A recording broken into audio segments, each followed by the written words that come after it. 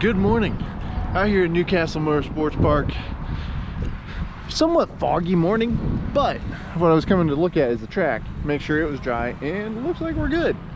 So that's great. We've got KRA number 11 here coming at you, and it's going to be a pre-final final format, so going to be a lot of racing coming at you. I'm racing 2 classes, Dad's racing 1, so that's going to be 6 races for your enjoyment. We practiced yesterday, karts are fast, just gotta put it all together.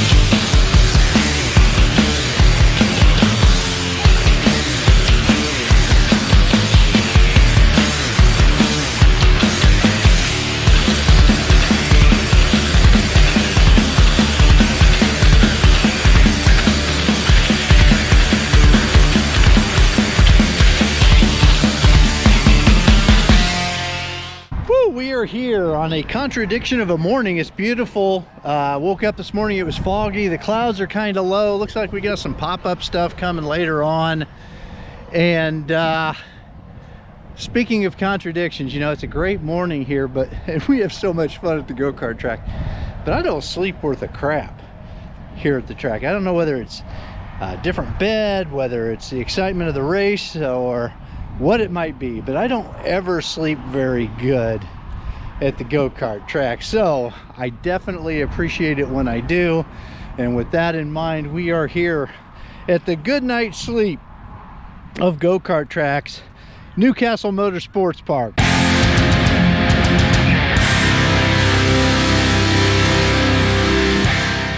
The morning walk with Dad. Was thinking this week, I heard a guy just before I went in for my surgery say that getting old is not for cowards, and I thought that's pretty apropos. I went in, you know, had a wreck in Carolina, and I joked with somebody that when I went into that corner, I was 61, and when they pulled the cart off of me, I was 85. And it just kind of seems like everything is hit, you know. Had the procedure, took me a long time to recover from that wreck, and I used to be somebody that recovered pretty quickly. Can't complain about the procedure, came back out and did that. But the biggest thing that makes me realize how old I'm getting is I've got these progressive lenses, and I spent some money on progressive lenses, and they got scratched. And then my wife sat on them and my grandson sat on them, so they got beat to heck. So I went and bought a couple of cheap pairs, and it is amazing the difference in how the cheap pairs handle the peripheral vision. I'm constantly frightened with those cheap pairs because I think things are sneaking up on me, and so I've gone back for driving to the broken down, more expensive set, which I can kind of piece together to get through the go-kart race, and then I wear the others at a time. But the thing that hit me was when I have those others down, I can't see my feet. I don't have a good feel for the landscape, and I stumble, right? And everybody looks at me because, you know, you had heart surgery, so everybody thinks you're losing your capabilities. And I told Kacy, I said, you know, you hear about all these people falling down and breaking their hip and stuff like that, and I'm in the prime of that, but I told him it's not because they're fragile, it's because they can't freaking see. And so keep that in mind. Nothing like being able to wish you had your vision back of your youth. So youth, keep that in mind, and we'll see. Qualifying's in the books, and both karts were very fast. One kart is going to start at the back, that's the super heavy. We just had a minor technical issue for getting the transponder on the kart. So going to be starting at the back, but the kart's fast. Actually, it's gonna be fun. Got 2 races to try to make my way towards the front, and I think we can do it. By we, I guess I'm saying the royal we. And then in the sportsman class, thing was a freaking rocket, man. Right there, paired up with the Lawson power. Gosh, so good. Put it on pole, and that's even making some mistakes. Like, there was more there. But I qualified 4th. It was good. You know, you could put a hula hoop around us from about 3rd to 7th. So should be some interesting racing out there. Not a lot of room for error. The first 2 were a little bit quicker, so I'm hoping that I can follow them. So we'll see how it goes. Well, folks, I'm starting at the back here in super heavy, and consider this a public service announcement to always make sure you put your transponder on. Forgot to put my transponder on, and when I qualified out there, I just didn't get time. So start at the back here and kind of looking to make up as much ground as I can. Not looking to stick around very long, because I need to move forward. So luckily I have a pre-final this heat race to do that. So made up a couple spots on the start, and then gonna be able to make up one more here on lap 1 with the 0-3 in front of me. Kind of get squirrely there, and I'm able to chuck it to the inside and make another move. And right here, got Jonathan in front of me, and kind of a strange pass for me to make here, but he kind of got checked up and it just worked. That's not a place I pass very often, but it just so happened to work out that way. So got by Jonathan there in turn 2. Now with the 0-5, I'm going to throw it here to the inside in what we call green corner and move up one more spot. And there's one more spot on offer here, because you can see the lead pack up there. They're just too far gone. And then 55 here had a little off-track incident, and I ended up finishing in 8th.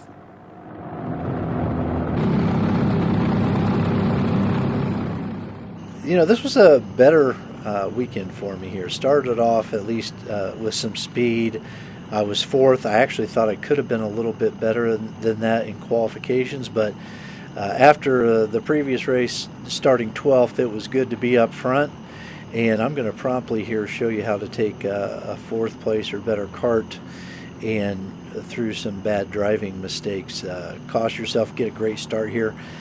Able to get off into 3rd, but that angle there cost me some exit speed in 3 and 4, and so the gap grows. But I in my mind, I'm like, I think I'm pulling in on these 2, and they're 2 of the best, O'Keefe and John Ewing, and I'm thinking, all right, I think I'm pulling in here. But I had a problem there in that cell phone hairpin.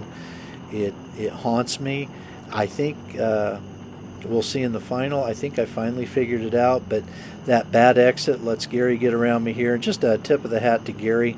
He had some real problems at the beginning of the year, and he's kind of been plagued by bad luck, and he's turned it around. But I tried to over-under him there and made the mistake of trying to race him, and John O'Keefe capitalized on the outside of the hairpin, and Brian decides to take my poor exit out of the hairpin and take advantage of me there.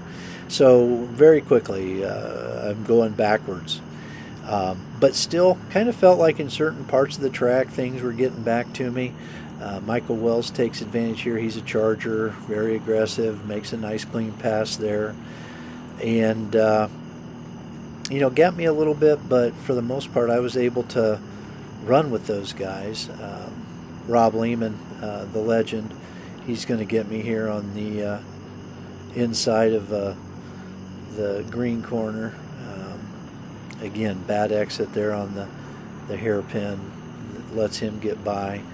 Once he does, we're able to, you know, really run with that group.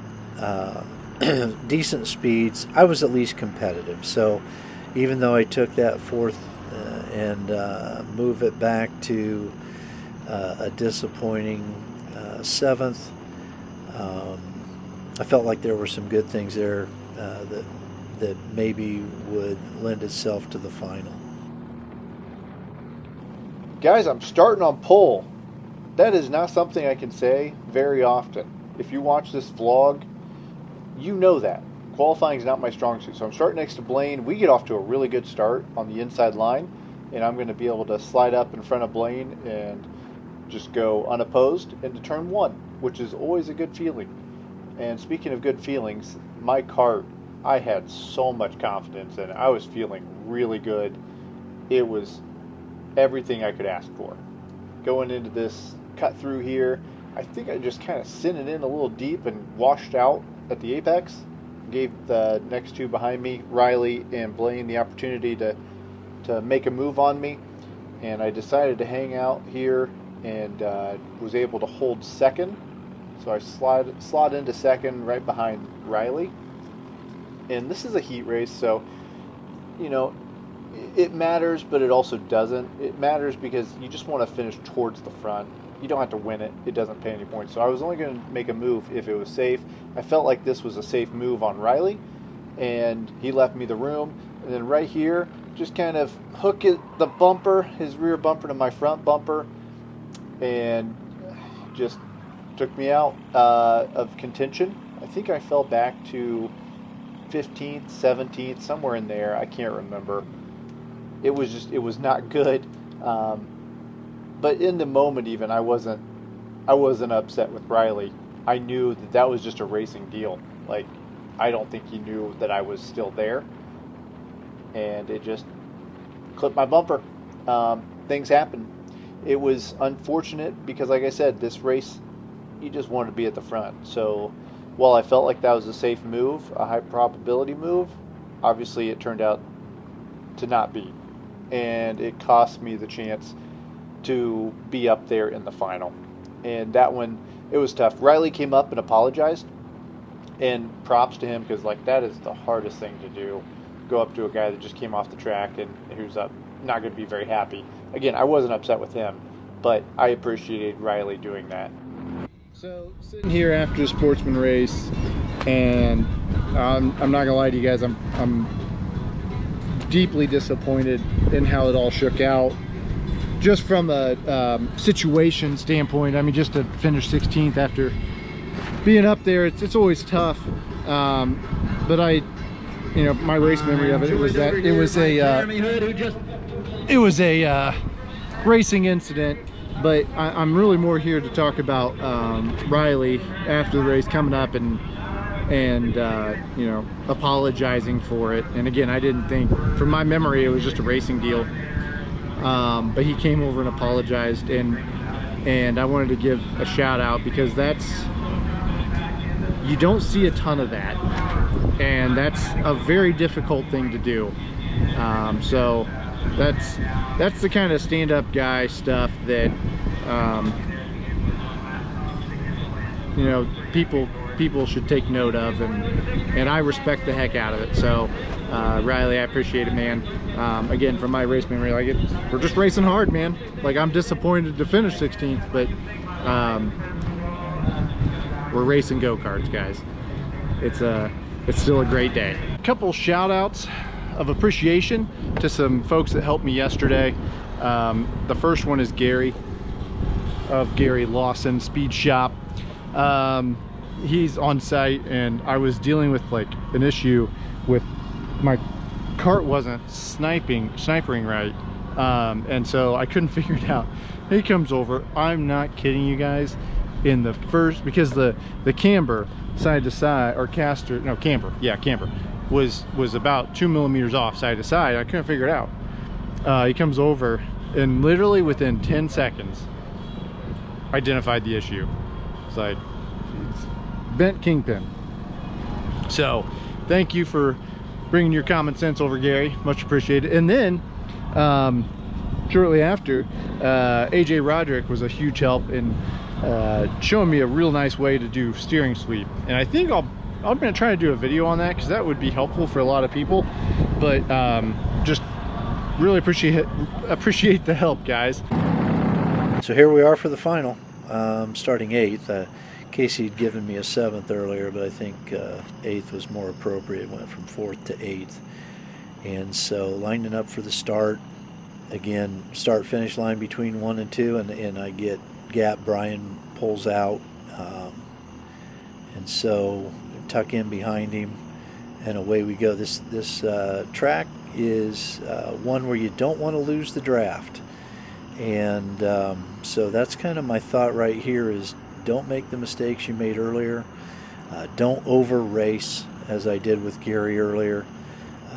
Still able, you can see here, decent pace to run with these guys. Brian drops the wheel. I'm able to take advantage of that, get by, and run here with Michael. We're just a little bit of a gap. I'd like to get to him and push to get to that gap, but they're slowly pulling away from us. Michael looks like he's got a handful there with the back end of his kart. And this is one of the things where I started to get better as the day went on. A little late on exit, but I've got a little late on entry, but I get a great exit on Michael, and I'm able to race by him here. Something I'm not really able to do a whole lot in that section of the track from the cut through. And I think, hey, game on. Let's go get him. Moving back up past a lot of the karts, and just wasn't meant to be that way. Brian again takes advantage here of some speed, and Michael's going to do the same thing. And in racing Michael, Rob tries the outside, and that's a hard place to make it stick. So was able to hold him off at that point. You can see I just need to be able to get to them, and I'm not there yet, and this allows some room for Rob to take me on the inside this time. Scott Monson, he takes a look there, gives me the room as I move outside, and this is just kind of where it finished. Rob pulled in on those two. I was able to go with him. Brian drops it here.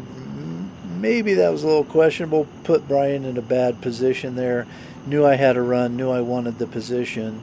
And again, Rob had gotten by Michael. We're heading to the finish line here, and I ended up 7th. But really felt like on a positive note, the kart was better. Could have been as high as 5th there, and maybe even a little bit better than that. But it was good to be back again. Second race back, I think, and just had a heck of a lot of fun racing with those guys. Rolling off 8th here in the Super Heavy Final, right behind Curtis, next to Brent, and close enough to the front to feel like I could do something. You know, there was a slight issue that I was noticing with the kart, that it felt like it was just super tight, and it just wanted to hop a lot. We couldn't figure out what it was, so I think we dropped the tire pressure a little bit and just rolled with it. You know, I made up a spot there on the start, and right here I was still, close enough. And then all of a sudden, snap, boom, something let go. Well, it turns out it was a seat strut. The seat strut was cracked, and that's what was making it hop. And then it just broke entirely right there. And so I was driving the rest of the race with that broken seat strut, and the few right-handers that we have were not very fun. That's where I really felt it the most. Here in the 02 is our pal Mike. He was kind enough to wave me by, so made up a spot there. It was, it was a tough race, because you can see here, I was still trying to figure out the best way to drive the kart with that broken seat strut through the right-handers, and you can see it did not like handling. So what I ended up doing was actually slowing it down, and on corner entry, just slowing the kart down, and that helped settle it and negate some of that negative handling I was getting. So here was able to get a good run through the cut through, and actually passed both karts here, and I think Jonathan kind of helped me out there. I have a feeling he drug the brake to not fight me, and then here on the last few laps I was able to catch back up with Brent, and was able to make up that spot and finish in 7th. So, you know, considering the seat strut was broken, I was pretty happy with this. Well, starting 15th of 20 here. So the goal is damage control. Just try to recover as much as possible. I was going in with a pretty aggressive mindset and just gonna, because I mean I run both classes for points, and I need all the points I can get right now. So I was looking to make up as many spots as possible. And the start helped me with that, because there's a little chaos here that made some spots pretty easy with some off-track excursions and people checking up. So right here, I've already made up a handful of spots, and then I'm going to go by Seth here and move up another spot. The kart felt just as good as it had before. Was super confident in it, but I was very sure I was not going to get to the front pack. And so right here, I'm following the most aerodynamic guy out at Newcastle. I don't know if you can fully see over the steering wheel here, but here's Todd looking to, I was hoping he'd pop out right here because I was going to push him. But once he didn't, then he became prey. And I'm like, Todd, sorry buddy, I love you, but I'm gonna have to make a move on you. And so past Todd here, and Todd, to his credit, like, he stuck with me the rest of the race. So his time with me was not short-lived. He did a great job. And then next, I'm gonna try to set up this 101 kart here. He's gonna get squirrely, and that's gonna give me the opportunity to pop to his inside through this hairpin and get the move done. He'll try to over-under, but I've got my buddy Todd coming in behind me, gives me the boost to really make sure we get by him. And then, yeah, that's really how it's gonna finish. I mean, again, Todd stayed right with me. You could see me there watching the lead pack, how the race was going. And right here, almost scrunched down. I mean, I don't know that it's any more aerodynamic. Give Todd the thumbs up. It's fun racing with him. A lot of fun racing with Todd. I finished 5th. Give a little knuckle bump here to Todd. A good recovery and a fun race. Well, we're tearing things down, getting ready to move the campers from the camp spots. They got, I think road tax coming in next. Something big enough where you have to move it. But, man, this weekend, just what could have been, I guess. Like, just some missed opportunities, mistakes, some bad luck, typical racing stuff, right?